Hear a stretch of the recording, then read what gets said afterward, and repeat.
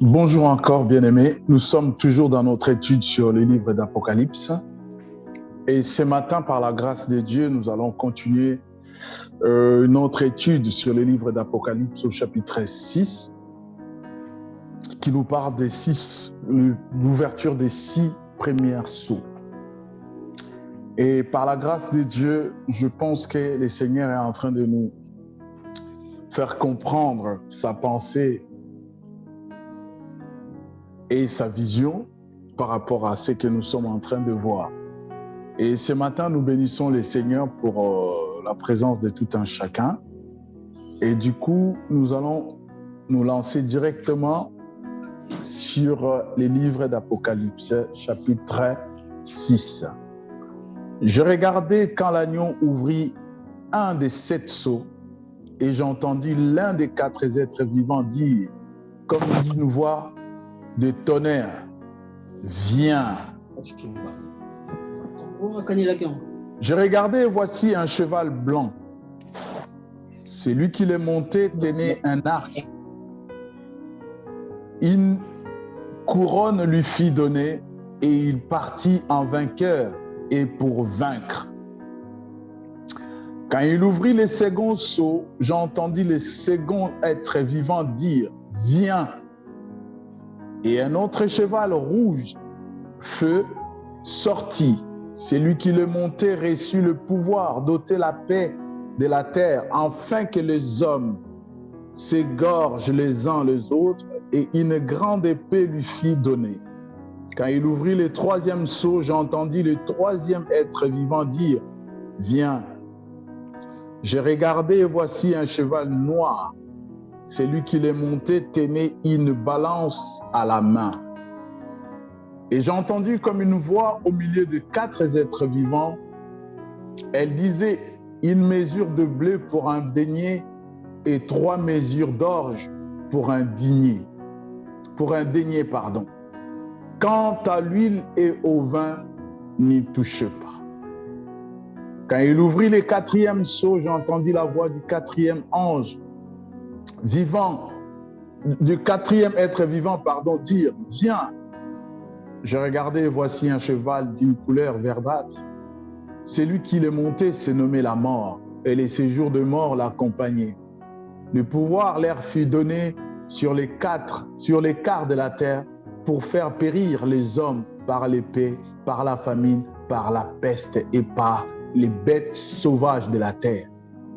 Quand il ouvrit le 5e sceau, je vis sous l'autel les âmes de ceux qui avaient été égorgés à cause de la parole de Dieu et du témoignage rendu. Ils crièrent d'une voix forte, « Jusqu'à quand, Maître saint et véritable, tardes-tu à faire justice et à venger notre sang sur les habitants de la terre ?» Une robe blanche fut donnée à chacune d'eux et leur fit dit de se tenir en repos quelque temps encore, jusqu'à ce que soient au complet leurs compagnons de service et leurs frères qui allaient être mis à mort comme eux. Je regardais quand il ouvrit le 6e sceau, il y eut un grand tremblement de terre. Le soleil devint noir comme un sac de crin.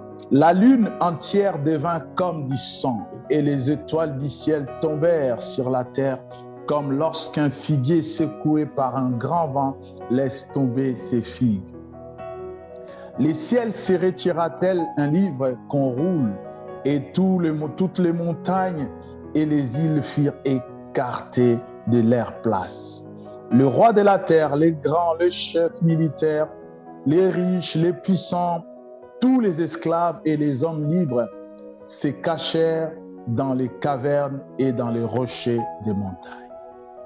Et il disait aux montagnes et aux rochers, tombez sur nous et cachez-nous loin de la face de celui qui est assis sur le trône et de la colère de l'agneau. Car le grand jour de leur colère est venu et qui pourrait subsister. Seigneur, nous bénissons ta parole qui est une lampe à nos pieds et une lumière sur notre sentier. C'est au travers de cette parole que nous avons la vie. Et c'est au travers de cette parole, Seigneur, nous avons la consolation aussi. Au travers de cette parole même, Seigneur, nous avons les avertissements, les réprimandes. Nous avons tout ce qui concerne, Seigneur, ton dessein pour nos vies, Seigneur. Merci, Papa, pour ce moment. Bénis mon auditoire et bénis cette parole dans ma bouche. Au nom de Jésus, cher Saint-Esprit, merci pour ton action. Maintenant, nous voulons t'écouter. Parle. En ton nom, Seigneur, nous avons ainsi prié. Amen. Bien-aimés, nous sommes dans les livres d'Apocalypse. Comme nous le savons, nous sommes dans cette étude des livres d'Apocalypse. Et très souvent, je l'ai dit, il n'est pas facile, humainement parlant, de parler sur Apocalypse, parce que Apocalypse, ce n'est pas un livre comme tous les livres. C'est une révélation, c'est quelque chose qui est caché à l'intelligence humaine, que le Saint-Esprit seul pourra nous donner la conviction, la direction, et voire même lorsque nous essayons de regarder par rapport à certains enseignements, certains prédicateurs, certains courants évangéliques ou certains courants religieux, chacun essaye un peu à sa manière d'expliquer les livres d'Apocalypse. Ici, je nous dis, ça c'est une nourriture qui est préparée par un homme dans un laboratoire, qui est une cuisine dans un laboratoire, qui est les temps d'études, les temps de méditation et tout. Mais ce qui importe, c'est la pensée de Dieu. Il y aura beaucoup de choses, il y aura des arrêts, il y aura peut-être beaucoup de piments, il y aura peut-être beaucoup de, comment on dit, beaucoup d'épices, mais bien aimé, retenez ce qui est essentiel, ce qui peut construire ton esprit, ce qui peut fortifier ton âme. C'est ça qui est essentiel. Les restes, si ça ne te concerne pas, si tu n'arrives pas à comprendre, je nous demanderai vraiment de nous placer devant la face du Seigneur. Lui seul est capable de nous montrer la direction à suivre et de nous faire comprendre ce que nous ne comprenons pas. Nous avons vu les livres d'Apocalypse au chapitre 5, lorsque nous avons parlé, essayé un peu de décrire l'organisation, de décrire un peu la présence de Dieu dans les ciels. Et cette présence de Dieu est prophétique parce qu'il y a certains éléments de cette présence de Dieu qui ne sont que la préfiguration, qui ne se sont pas encore accomplis. Et je l'avais dit, très souvent nous avons confondu les 4 êtres vivants avec des anges. Alors, quand la Bible parle des anges, il parle des chérubins, il parle des archanges, il parle de tous les anges que vous connaissez, des séraphins, chérubins et tout, et Michael, voilà. Mais à ce moment-là, au chapitre 5, il ne s'agit pas des anges, il s'agit des êtres vivants. Et nous avons essayé de faire le parallèle entre les êtres vivants, la présence de Dieu préfigurée dans les cieux, avec les tabernacles de Moïse. Et nous avons vu beaucoup d'éléments qui préfiguraient dans les tabernacles de Moïse et juste représentés aujourd'hui par certaines activités, par la qualité ou les caractéristiques de l'Église. Et nous avons dit, l'Église primitive, persévérait avec 4 piliers. Ils avaient 4 piliers: l'enseignement des apôtres, la fraction de pain, la prière et la communion fraternelle, que nous avons essayé un peu de faire le parallèle, expliquer chaque élément par rapport à ces 4 piliers de l'Évangile, 4 piliers, de l'Église primitive. Et en ce qui concerne les anciens, les 24 vieillards, dans d'autres versions, c'est les anciens. Et très souvent, nous l'avons confondu aussi avec la vieillesse, l'avancement de l'âge, alors que ce n'est pas ça. Lorsque la Bible parle, Paul dit à Timothée d'établir les anciens, il ne parle pas des vieillards, il parle de gens qui ont une certaine expérience, qui sont appelés à une vocation, quel que soit leur âge. qu'ils soient petits ou grands. Mais il donne des descriptions de ces anciens. Ils devaient être ceci, cela, irréprochables, remplis du Saint-Esprit et tout.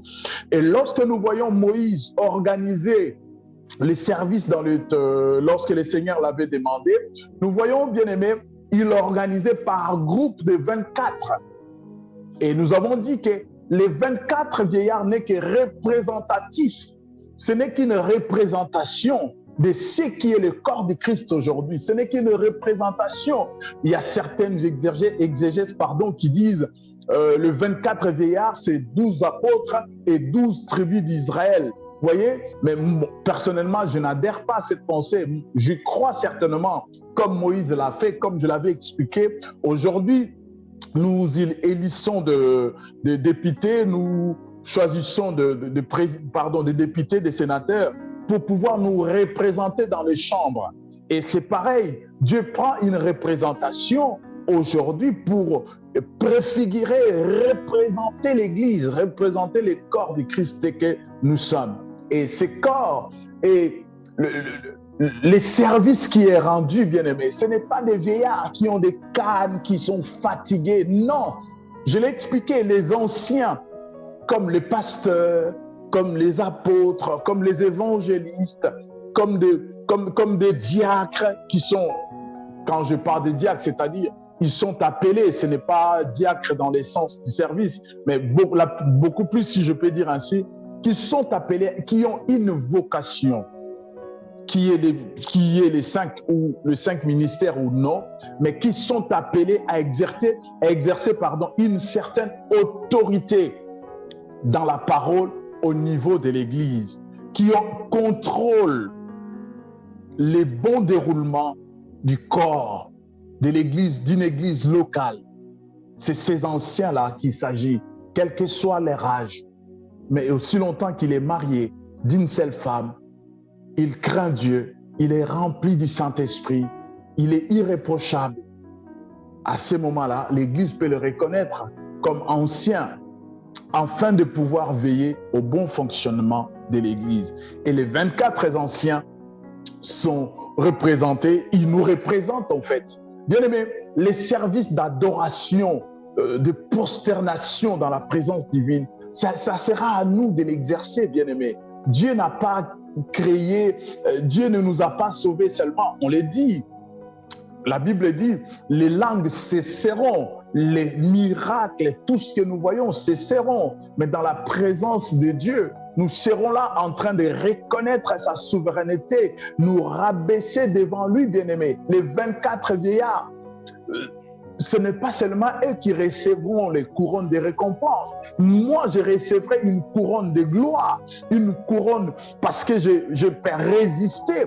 Et cette couronne, lorsque je verrai l'agneau assis sur le trône, je me rabaisserai devant lui. Je jetterai ma couronne comme pour dire, c'est toi qui es digne de recevoir cette couronne. J'étais mort, perdu dans mes péchés. Et c'est toi qui m'as sauvé. Je suis ce que je suis parce que toi, tu m'as aimé, parce que tu m'as appelé à toi. Et je jetterai ma couronne en signe de reconnaissance. Et au chapitre 6, bien-aimé, du coup, nous voyons les chevaux. Et lorsque dans l'Ancien Testament ou dans le Moyen-Âge ou dans l'Antiquité, si vous voulez, dans l'Ancien temps, lorsqu'on parlait des chevaux, on voyait tout de suite l'image de la guerre. Et ici, nous voyons l'apparition de 6 chevaux. De quatre premiers chevaux, je vais parler de 3 aujourd'hui et les restes, on parlera prochainement. Et la Bible dit ceci, quand Jean regarde, il voit l'agneau ouvrir un des 7 sceaux et il entendit l'un des 4 êtres vivants dire comme d'une voix de tonnerre, viens. Aujourd'hui, bien-aimé, j'avais essayé d'expliquer, parlant des 4 êtres vivants et la vie de prière qui était représentée par la face de l'homme. J'en vois dans l'Apocalypse une coupe remplie de parfums. Et ces parfums, c'est la prière des saints. Et moi, personnellement, je ne vais pas faire adhérer tout le monde, mais je pense qu'il m'est déjà arrivé de faire cette prière. Seigneur, viens.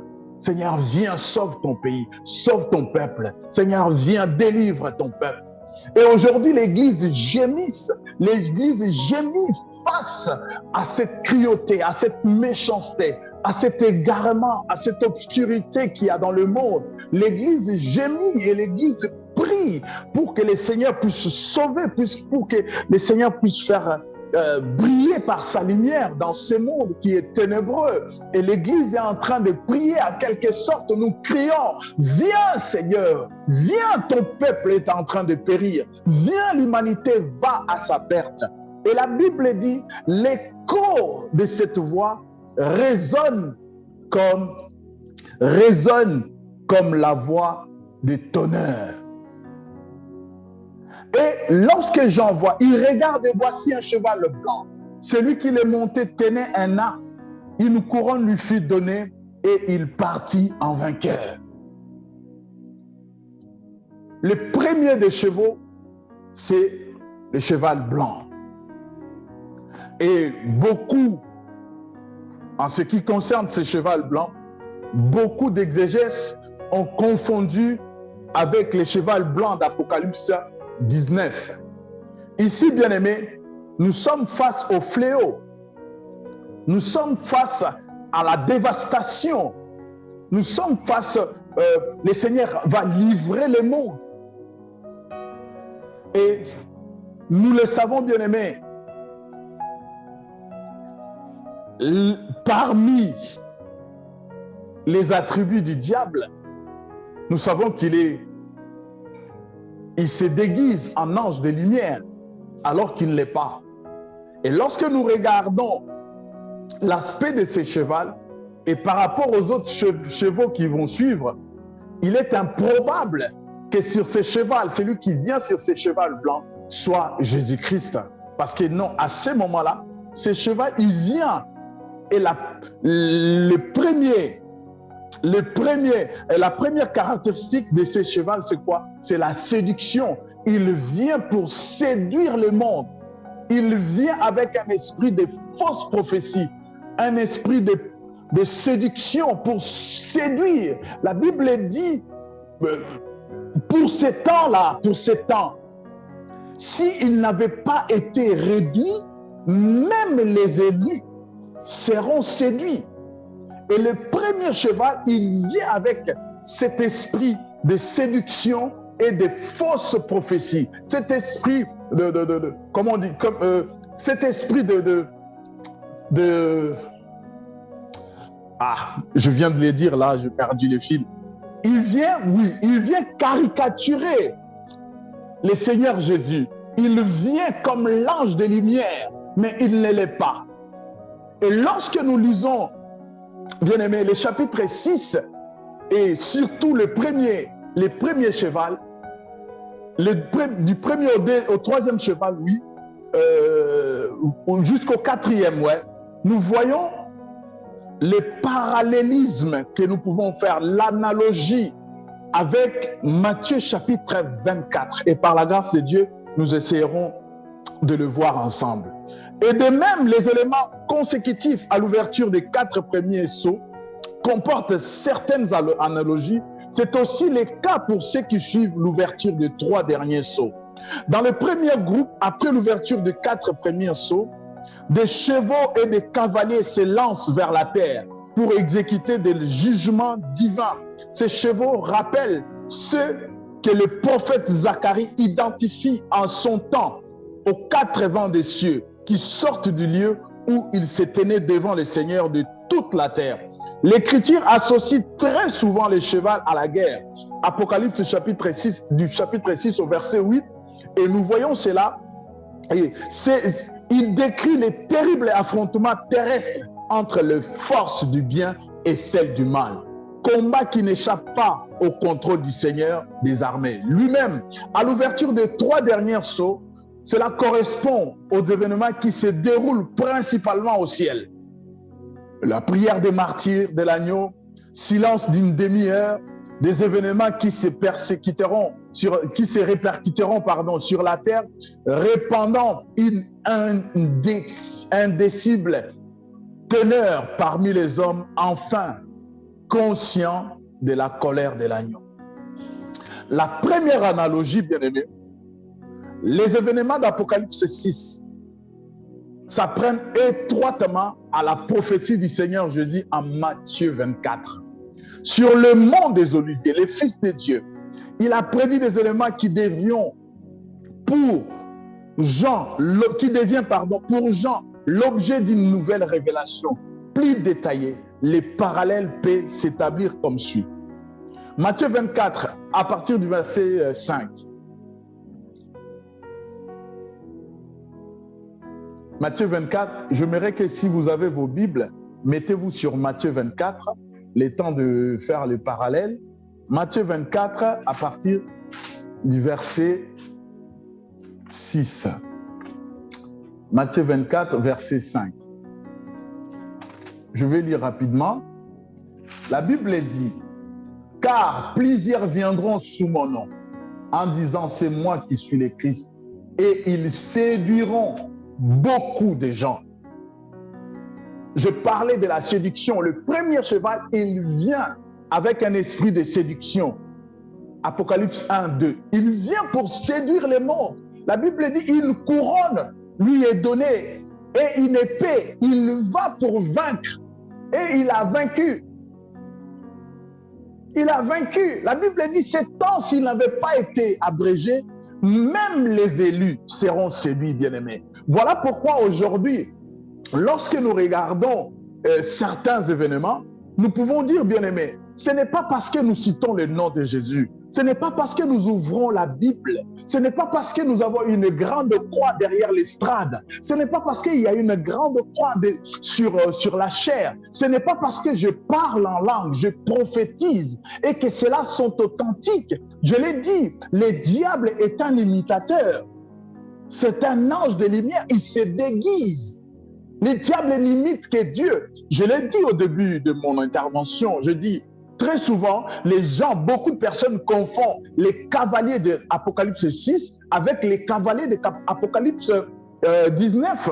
Pourquoi? Parce qu'il y a une similitude. Le diable essaie toujours d'imiter Dieu. Il essaie de faire ce que Dieu a fait. Alors, si on n'a pas l'œil spirituel, on ne saura pas distinguer le vrai du faux.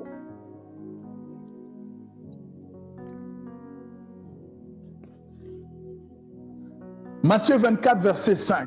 Il séduira beaucoup. Il séduira beaucoup. Matthieu 24, verset 6 à 7. Vous allez entendre parler des guerres et des bruits des guerres. Gardez-vous de vous alarmer, car cela doit arriver, mais ça ne sera pas encore la fin.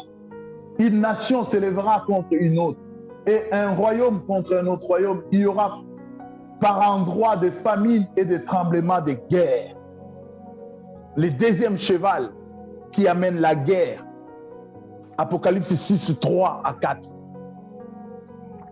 Le deuxième cheval qui amène la guerre. Les bruits de guerre. Et Jésus a dit, ça ne sera pas la fin. Ça ne sera pas la fin. Quelqu'un me dit, mais ces guerres se sont déjà déroulées. Oui, il y a certaines guerres, il y a certains événements, certains faits d'Apocalypse, comme l'Apocalypse 6, qui se sont déjà déroulés, qui se déroulent même au moment où nous parlons. Je parle de la séduction, l'esprit de fausses prophéties, l'esprit de séduction, je l'ai dit. Paul il dit dans 2 Thessaloniciens, le ministère d'iniquité est déjà en œuvre.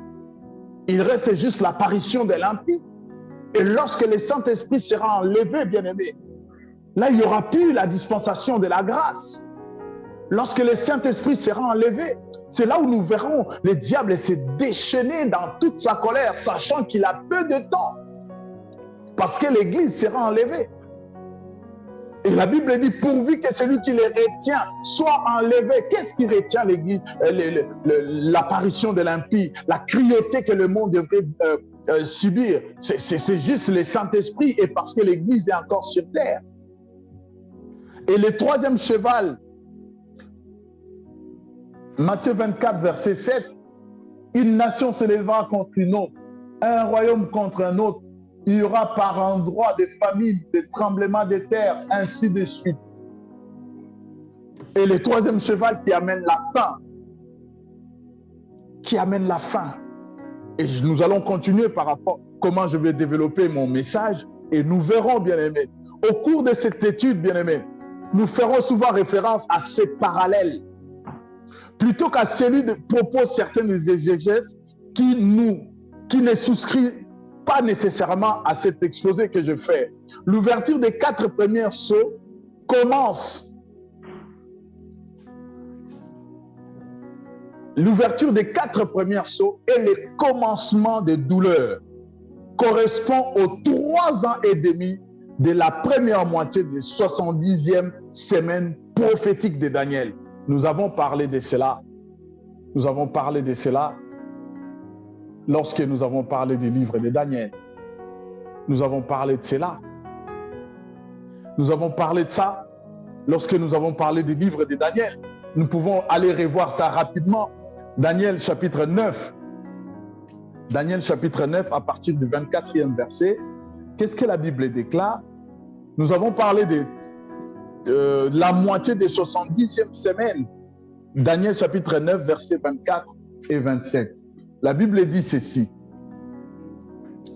70 semaines ont été fixées sur ton peuple et sur ta ville sainte pour faire cesser les crimes et mettre fin au péché, pour expier la faute et ramener la justice éternelle, pour accomplir la vision et la prophétie et pour rendre les saints des saints.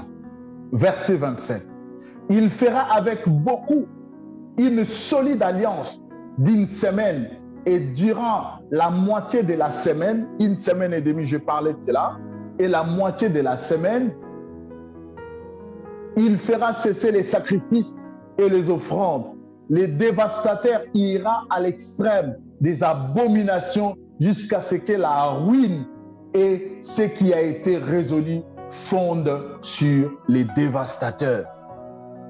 Bien-aimés, nous avons parlé de ces choses, de la méchanceté, comment lorsque ce roi est arrivé au pouvoir, il a fait cesser les sacrifices d'Israël, il a détruit les temples, il a détruit les sacrifices, il n'a pas voulu, et depuis ce temps, les sacrifices, parce qu'Israël priait par rapport à l'arche, par rapport au tabernacle, et il a tout détruit, et depuis ce jour-là, ils n'ont pu offrir des sacrifices à Dieu dans le temple. Et de la même manière, du premier au troisième chevaux, nous verrons comment le diable est en train de séduire le monde. Il est en train de faire cesser les sacrifices dont je parle ce matin. Ce n'est pas les sacrifices que faisait Israël, ce n'est pas les sacrifices de l'Ancien Testament, les sacrifices dont nous parle le livre de Romains, les sacrifices qui est notre corps. Aujourd'hui, rarement, bien-aimés, nous offrons nos corps comme un sacrifice. Nous sommes pleins dans le culte aujourd'hui. Mais la Bible dit, ce n'est pas ça qui compte devant Dieu. Le culte agréable que Dieu attend de nous, c'est nos corps offerts en sacrifice, saints et agréables. Est-ce que nous qui sommes aujourd'hui au culte, sommes-nous saints? Sommes-nous agréables à Dieu?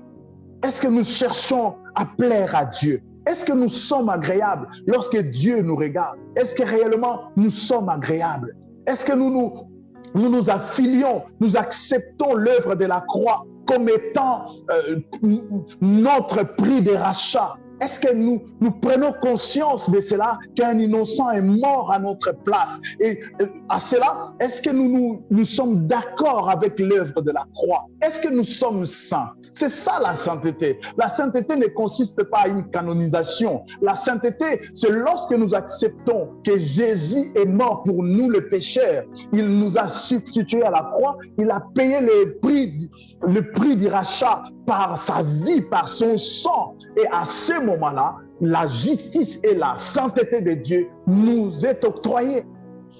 Est-ce que réellement, lorsque nous allons dans nos cultes, nous allons avec cette attitude où les sacrifices n'existent plus? Les sacrifices n'existent plus. Nous venons par habitude.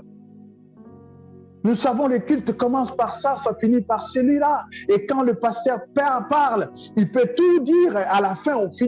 On sait, les cultes est devenu tellement mécanique qu'aujourd'hui, je me pose la question, est-ce que nous nous rendons compte que les cultes excellents, les cultes que Dieu attend de son peuple, c'est nos corps offerts en sacrifice pour lui? J'en passe. Et l'ouverture des 3 dernières sceaux, l'abomination et la désolation, correspond aux 3 ans et demi de la 10e moitié de 70e semaine de Daniel. Dans Daniel 24, nous l'avons dit, bien-aimés. Il fera alliance pendant 1 semaine et demie. C'est qui fera alliance? C'est les dévastateurs. Celui qui est monté sur le cheval blanc. Celui qui viendra séduire l'humanité, qui viendra séduire même l'Église, qui viendra séduire le monde. Il se déguisera en ange de lumière. Bien-aimés, les choses qui vont se passer, les choses qui vont se dérouler. Et lorsque nous voyons l'ouverture du 2e sceau, c'est là où nous nous rendons compte que ces choses ne sont pas encore déroulées. La Bible dit, et je regardais quand l'agneau ouvrit un de ces 7 sceaux, et j'ai entendu l'un des 4 êtres vivants qui disait comme d'une voix de tonnerre, viens. Le jour de la vengeance divine s'élèvera sur un coup de tonnerre. La Bible dit, le monde passera avec fracas. Le monde, le ciel et la terre passera avec fracas. Ça ne sera pas des éléments doux. Ça ne sera pas des éléments tranquilles. Ça ne sera pas comme nous pouvons le penser aujourd'hui. La Bible dit, comme un coup de tonnerre, j'ai entendu une voix tonitruante qui crie, qui dit, viens. Qui s'adresse au chevalier blanc, viens. C'est comme si Christ accordait le plein pouvoir à ses premiers chevaliers en lui disant, va et accomplis l'œuvre pour laquelle tu as été préparé. Et bien aimé, certains exégètes ont comparé ce cheval blanc à celui d'Apocalypse 19. Je l'ai dit, Apocalypse 19, 11. Mais ce n'est pas le même. De ce fait, il crut pouvoir identifier ses premiers cavaliers à Jésus-Christ ou le cas échéant à l'évangile de Christ proposé aux hommes. Il n'en est rien. Christ ne saurait être à la fois l'agneau et le cavalier. Il ne peut pas être l'agneau et le cavalier. Lorsque nous lisons, je regardais quand l'agneau ouvrit un des 7 sceaux. C'est l'agneau qui ouvre un des 7 sceaux. Et c'est l'agneau qui ordonne à ses chevaux. Il ne pouvait pas être l'agneau et le cavalier en même temps. Ce n'est pas le cavalier d'Apocalypse 19 qu'il s'agit au chapitre 6.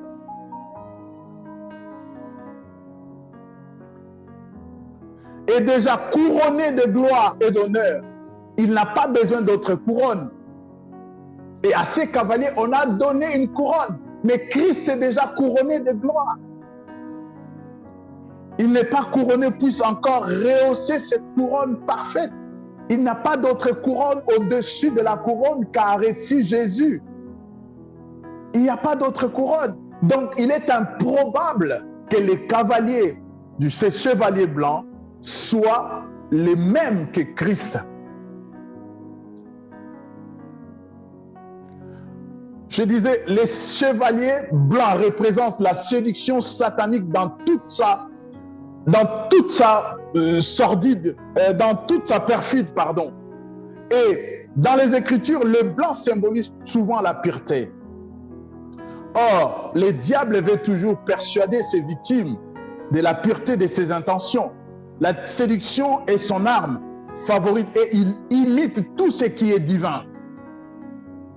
Tu vas entendre quelqu'un, mais oui, il prie, mais oui, il fait des œuvres de charité, il est doux, il ne cherche de problème à personne. Mais bien aimé, ce n'est pas de ça qu'il s'agit.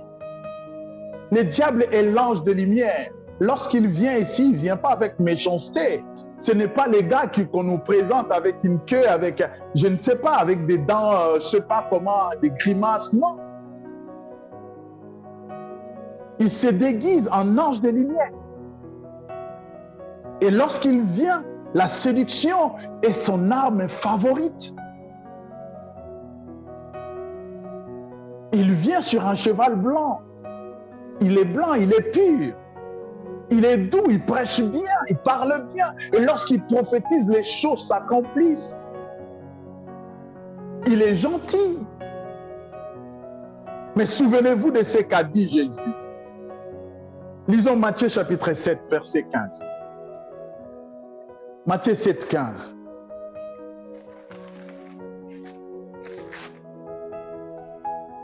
La Bible dit, « Gardez-vous des faux prophètes. Ils viennent à vous comme des brebis, mais au-dedans, ce sont des loups ravisseurs. » Il ne viendra pas comme un loup sur un cheval blanc, vêtu de blanc, avec une couronne. Ah, certainement, c'est le roi de rois. Certainement, c'est lui. Mais au-dedans, le but, ce n'est pas que vous soyez sauvés. Le but, c'est de vous amener en enfer. Le but, c'est de détruire dans la douceur. Dans la douceur. Je continue. Il se camoufle sous le vêtement des brebis. Il excelle dans son habileté et revêtit ses victimes de formes extérieures, de la piété, faisant d'elles des sépulcres blanchis qui paraissent beaux au dehors et qui au dedans sont pleins d'ossements de morts et de toute espèce d'impureté. Matthieu 23, si vous voulez, Jésus parle de cela dans Matthieu 23, parce que nous sommes dans Matthieu, nous pouvons le lire, Matthieu 23, verset 27. Qu'est-ce que la Bible déclare? La Bible dit ceci. Malheur à vous, scribes et pharisiens, hypocrites, parce que vous vous ressemblez à des sépulcres blanchis qui paraissent beaux au dehors et qui au dedans sont pleins d'ossements et de morts et de toute espèce d'impureté. Vous, de même, au dehors, vous paraissez justes aux hommes, mais au dedans, vous êtes remplis d'hypocrisie et d'iniquité. Malheur à vous, scribes, pharisiens, hypocrites, parce que vous bâtissez les sépulcres des prophètes et ornez le tombeau des justes. Oui, bien-aimé. La Bible dit, garde ton cœur plus que toute autre chose, car c'est en elle qu'il y a la source de la vie. Aujourd'hui, bien-aimés, nous sommes membres des églises par juste, je ne sais pas, on a adhéré. Mais on ne se pose pas la question, où est-ce que nous allons? On nous amène où?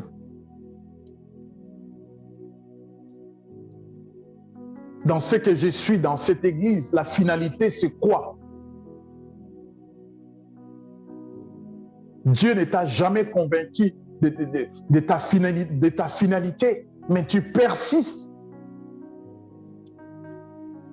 Dieu ne t'a pas convaincu de ton salut. Parce que la Bible dit, l'esprit que nous avons reçu crie en nous, témoigne en nous que nous sommes enfants de Dieu. Tu n'as jamais eu cette conviction, mais tu continues.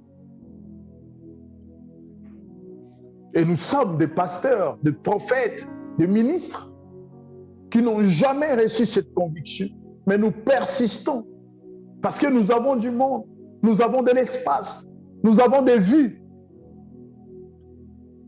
La séduction, les scribes, les pharisiens, les hypocrites, les tombeaux blanchis. Dieu nous connaît, il connaît nos cœurs, il connaît nos vies. Et lorsque l'Antéchrist régnera, il y aura sur la terre une trinité satanique, constituée à l'image de la trinité divine.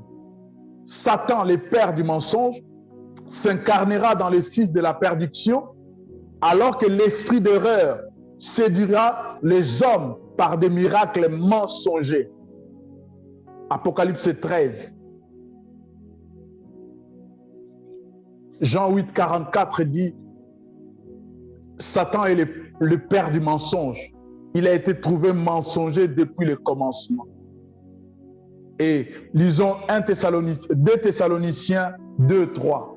Qu'est-ce que la Bible dit? 2 Thessaloniciens 2, 3. La Bible dit ceci. 2 Thessaloniciens 2, 3.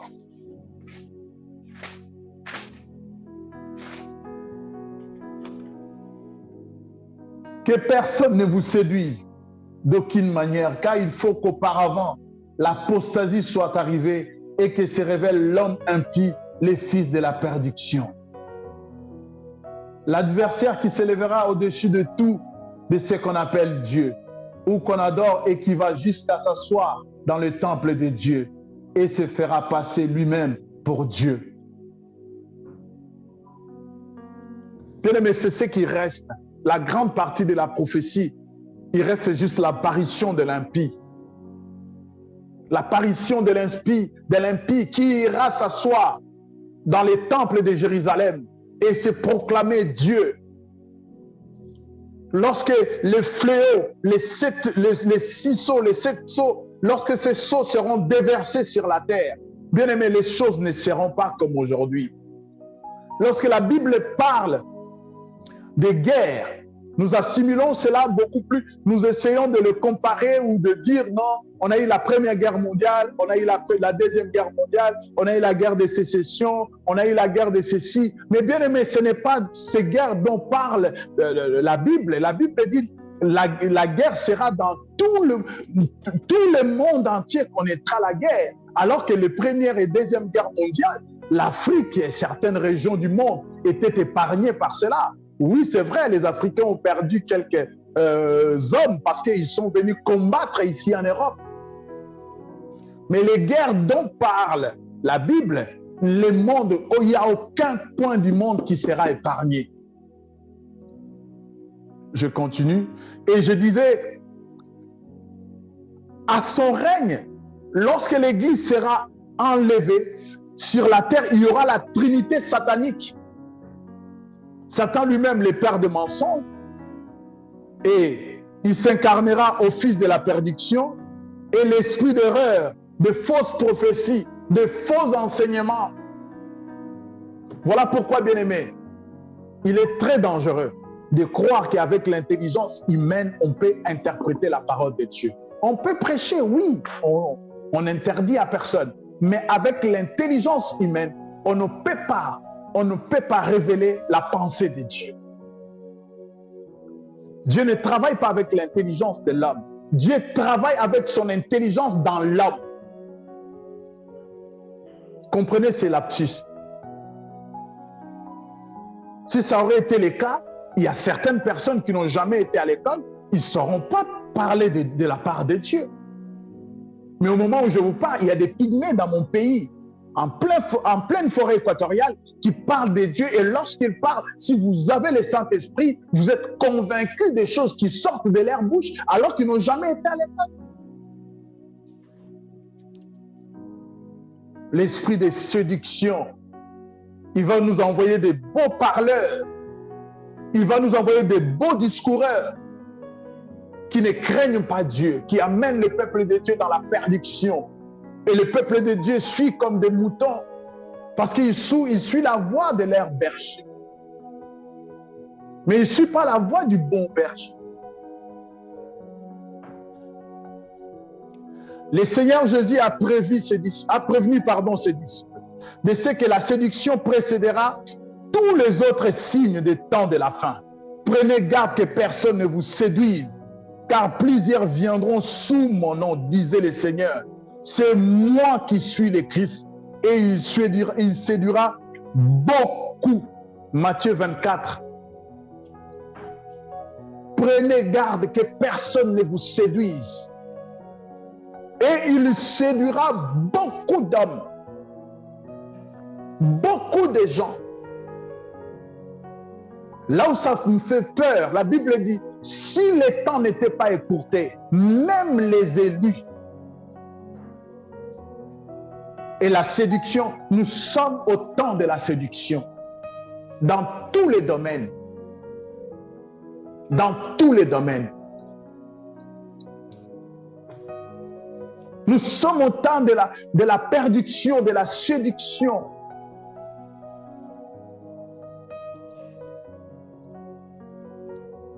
Où nous sommes séduits par le pasteur, nous sommes séduits par son éloquence, par son élégance, nous sommes séduits par sa façon d'être, nous voulons l'imiter, nous voulons être comme lui. Je vais avoir un mari qui ressemble à mon pasteur, je vais avoir un mari qui parle comme mon pasteur, qui s'habille comme mon pasteur, je vais avoir un mari comme... Oui, tu vas l'avoir. Va demander à la femme de ton pasteur qu'est-ce qu'elle endure à la maison. C'est là où tu vas te repentir. Bien-aimé, l'Église, nous n'avons qu'un seul modèle. Il n'y en a pas deux. Paul il dit, soyez mes imitateurs comme moi je le suis de Christ. Paul s'identifie à Christ. Il ne s'identifie pas à lui-même. Il ne dit pas, soyez mes imitateurs. Comme moi je suis élégant, je suis beau, éloquent, je suis. Il dit, comme moi je le suis de Christ. Si vous voyez en moi la vie de Christ, imitez-moi, parce que c'est moi que vous voyez et je m'efforce moi d'imiter Christ. Si vous voyez en moi l'image du Christ, imitez-moi. C'est ce qu'il voulait dire tout simplement. Tout simplement.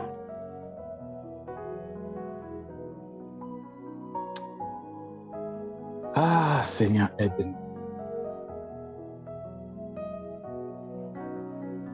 Je disais, bien-aimé, cette entreprise de séduction sera poussé à l'extrême limite lorsque Satan sera précipité sur la terre, conscient de ne disposer que de peu de temps pour agir. Les Écritures nous parlent d'une véritable systématisation de la contrefaçon dont l'enjeu sera l'humanité tout entière. Satan proposera aux hommes une paix illusoire qui servira de paravent aux ambitions de l'Antichrist. Alors viendra pour celui-ci, le moment de substituer sa propre loi à celle de Fils de Dieu et d'agir. Voyez comment il se prépare, bien-aimé. Tout ça, c'est fait pour préparer la venue de l'Antichrist. Et lorsque le monde sera dans le chaos,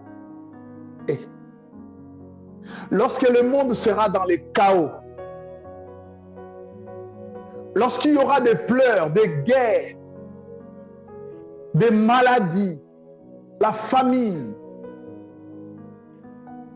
et c'est là où l'Antichrist vient pour se proclamer au-dessus de tout ce qui se nomme Dieu et proposer une paix illusoire au monde. Voilà pourquoi il est très dangereux de se mélanger avec n'importe qui, de se mélanger avec n'importe quelle dénomination, au nom de Dieu, de se mélanger, de prendre une telle religion, une telle croyance, de se mélanger juste au nom de la paix. C'est très dangereux. C'est très dangereux. Vous n'allez pas mettre des bouddhistes avec des évangéliques. Au nom de Dieu, les bouddhistes ne croient pas à Dieu. Mais au nom de la paix, au nom de la cohésion, au nom de vivre ensemble.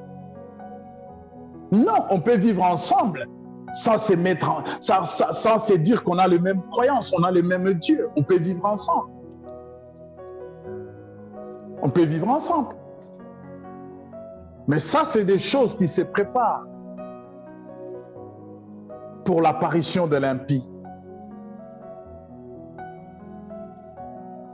Mais je regardais et voici parut un cheval blanc. Celui qui l'est monté avait un arc. Une couronne lui fut donnée et il partit en vainqueur et pour vaincre. Les cavaliers blancs disposent donc d'un arc. Il part en vainqueur, sûr de la victoire.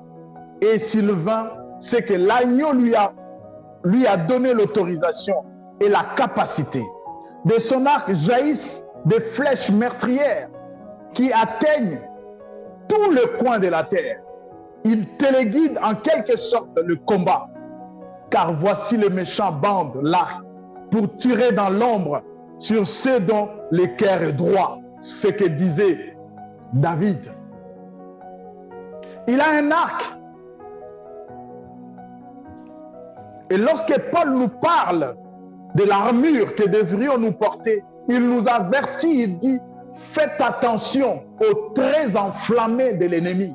Faites attention aux flèches enflammées de l'ennemi. Satan n'est pas omniprésent. Mais il envoie ses arcs, il envoie ses lances, il envoie ses flèches partout dans le monde. Et David disait, l'ennemi se braque dans l'ombre et il tire vers ceux dont le cœur est droit. Psaume 11, verset 2. C'est David qui disait cela. Aujourd'hui, déjà, les méchants, Satan, bande son arc et tire dans l'ombre. Il fomente la guerre. Il fomente des guerres. Il sème des troubles. La région des Grands Lacs, qui ne connaît jamais la paix. Les Congolais qui pleurent. La Russie et la Crimée et l'Ukraine.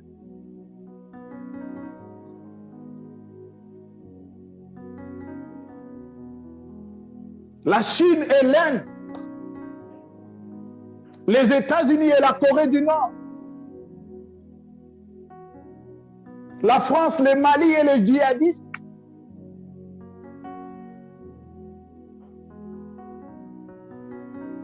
Qui est derrière toutes ces choses? Mais là encore, c'est rien, bien-aimé. Nous n'avons encore rien vu. Rien entendu. Il paralyse la résistance spirituelle des hommes et sont d'autant plus efficaces qu'il est très difficile de les détecter.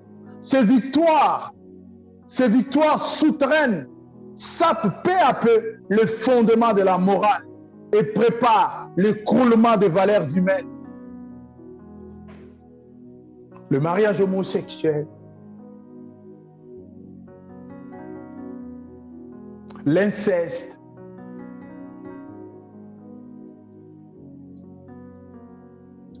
des choses immorales,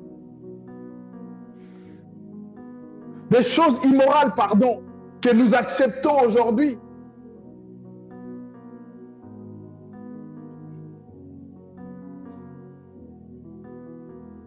Au nom de la paix, de vivre ensemble, au nom de la tolérance, au nom de la laïcité.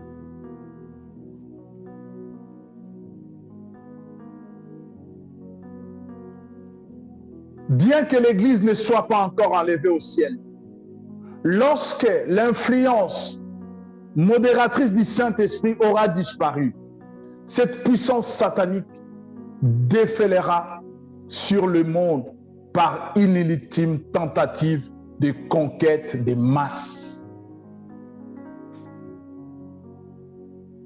Voilà pourquoi toi qui as le Saint-Esprit, tu dois en être fier et bénir le Seigneur pour le Saint-Esprit. Le monde n'a encore rien vu.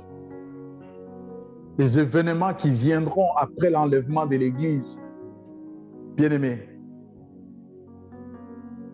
Lisons Thessaloniciens chapitre 2, verset 17. La Bible dit, « Car déjà le mystère de l'iniquité est déjà à l'œuvre. Il faut seulement que celui qui les retient encore ait disparu. »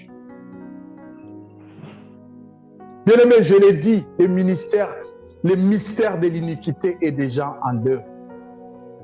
Les choses se préparent petit à petit. Mais sauf que l'Église dort. Nous dormons encore. Continuons à dormir. Mais la Bible dit, toi qui dors, réveille-toi. Réveille-toi enfin que l'Éternel t'éclaire. Réveille-toi, toi qui dors encore. Ne pense pas que le diable aura pitié de toi parce que tu vas à l'église. Ne pense pas qu'il aura pitié de toi parce que tu ne l'inquiètes pas, parce que tu ne le bouscules pas dans ses heures.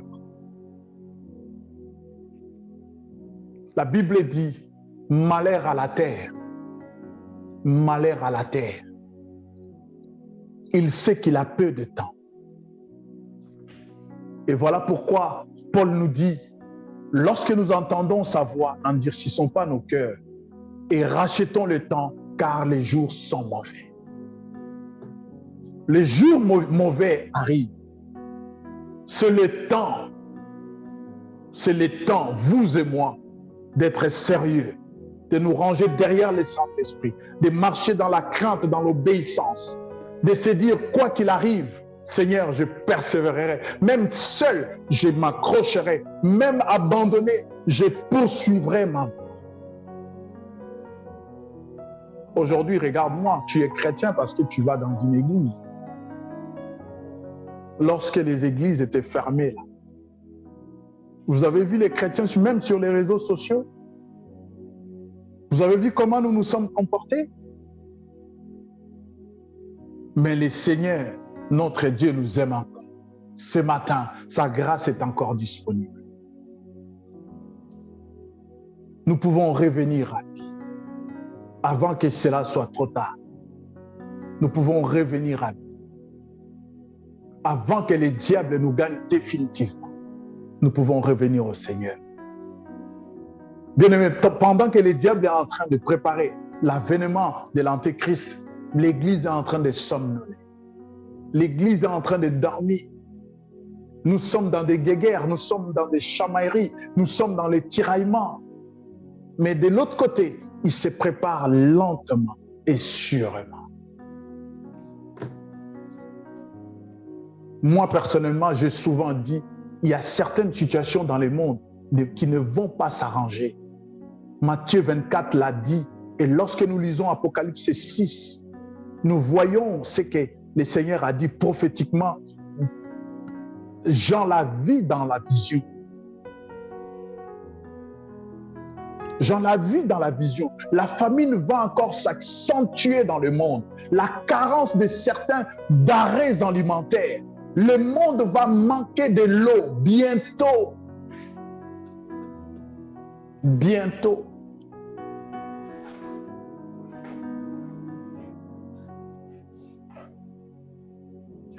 Le monde va manquer de l'eau.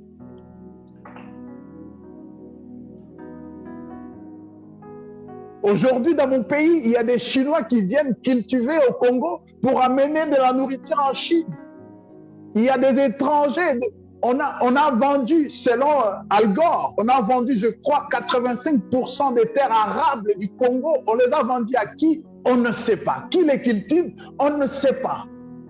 Si 85% des terres arables est vendu, mais les Congolais crèvent de faim. Bien-aimés, dites-vous, il faudrait combien de temps pour que ces terres deviennent infertiles? Vous savez comment ces gens-là utilisent la terre, non? Ils mettent des engrais, ils mettent des produits chimiques. Ils les traitent et ils détruisent en même temps. Et le monde va manquer de l'eau bientôt.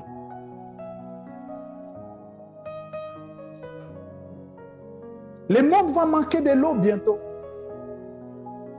Et ne négligeons pas la prophétie, bien-aimés. Ne négligeons pas la prophétie. L'esprit de séduction. L'esprit de séduction. Le pouvoir de prophétiser, le pouvoir de séduire. C'est ce qui va être donné aux faux serviteurs de Dieu. C'est pour servir, pour séduire des masses, dérouter des masses. Oh bien-aimé, le diable est un méchant. Il se déguise en ange de lumière.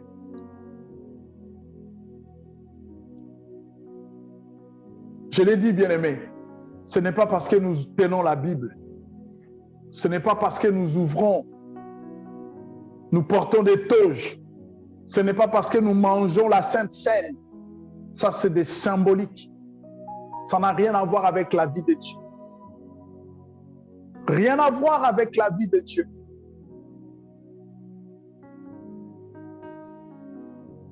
Ça n'a rien à voir avec la vie de Dieu. La vie de Dieu, c'est ici.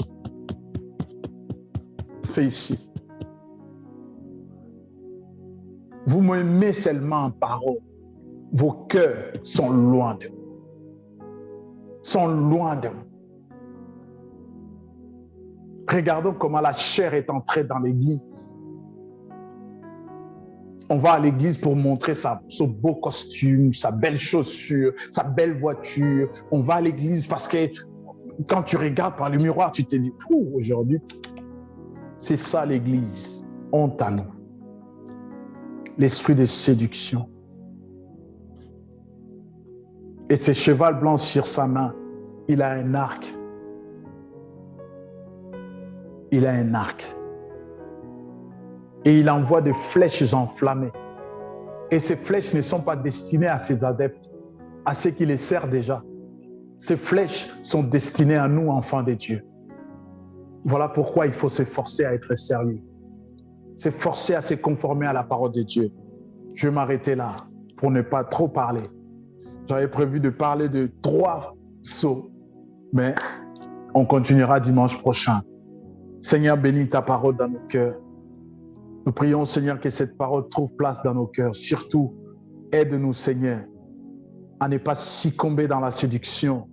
Aide-nous, Seigneur, à ne pas être des fanatiques. Aide-nous à ne pas suivre seulement parce qu'on suit, mais en suivant avec l'œil et l'oreille spirituelle. Papa, bénis ton peuple. Et ceux qui sont tombés dans le panneau de la séduction, Seigneur, je prie que ta main les arrache du filet du l'oiseleur. Au nom de Jésus. Papa, merci de préserver ton Église et de garder ton peuple. Parce que ton Fils est mort à la croix pour cela. En son nom même, j'ai ainsi prié. Amen. Que le Seigneur vous bénisse.